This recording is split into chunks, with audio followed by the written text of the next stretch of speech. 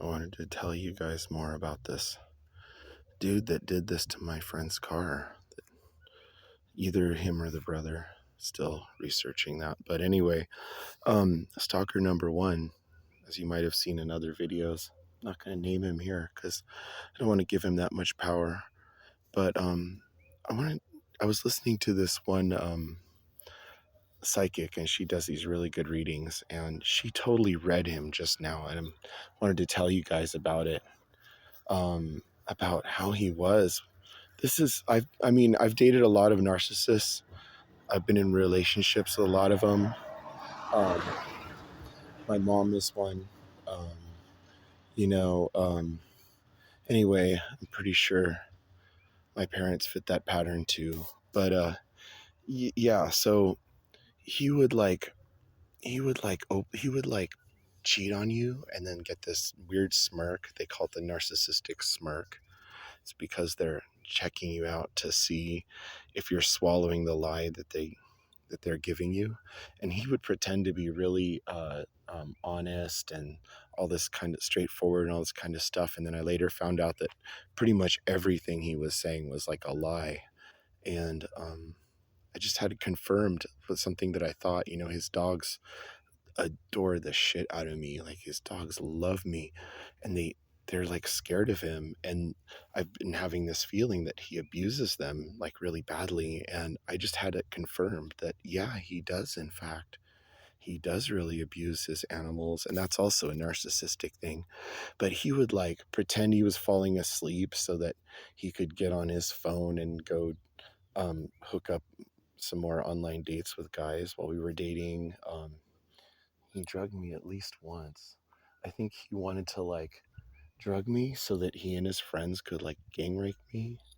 Um, that was some kind of feedback I kind of heard, and then got a little bit of confirmation on. So we'll see how this stuff develops, and I'll keep you guys apprised of all the weird shit that I learn about this guy, because he's really he's dangerous and unhinged and really evil. And he's I tend to be very empathic, so I pick up other people's personalities and emotions really well. Hold on, there's a bee trying to bother me over here.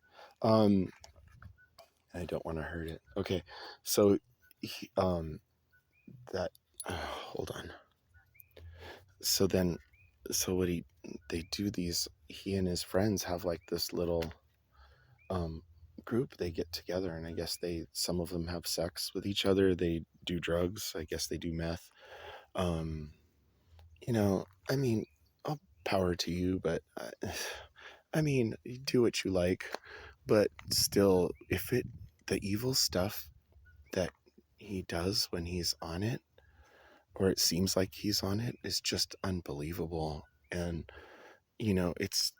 it's weird how much of a chameleon he is, how inconsistent, how, you know, unaccomplished he is, despite having been given some amazing resources.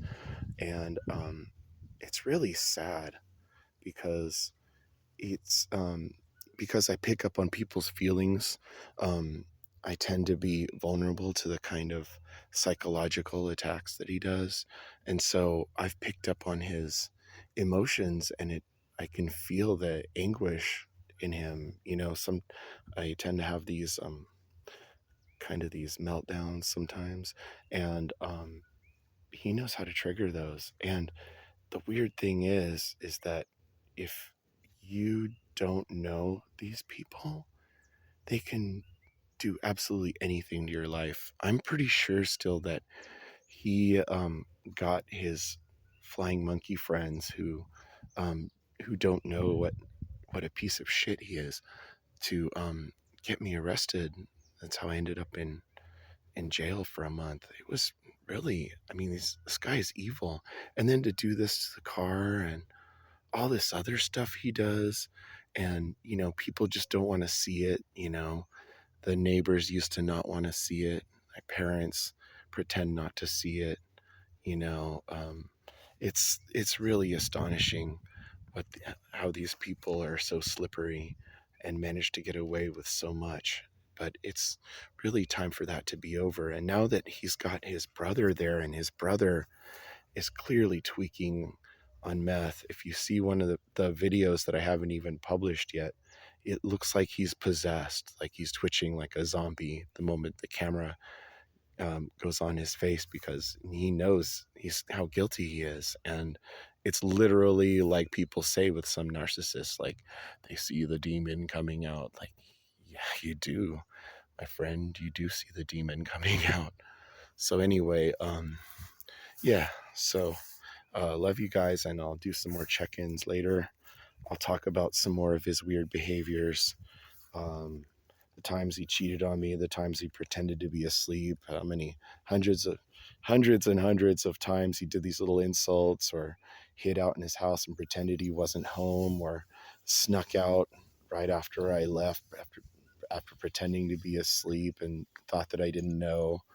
I mean, it's just so much. There's only so much a person can take before they got to spill the beans, man. And I'm going to fucking rat out every little thing, every Coracetin, cough syrup addiction, the meth, the, you know, the stuff, the weird stuff he does, the weird tricks he pulls in the forest, and, you know, to hide out in the trees and harass people. And, you know, look, I'm not saying I'm an angel, but every single one of his TROs appears to have been for a really good reason. And I think they're pretty much were always brought by the other party. Not trying to point fingers, but just saying it's interesting. And yeah, it's time for him to not be able to be so tyrannical on this island anymore. It's got to be over. So sorry, dude, but I'm going to air all your dirty laundry.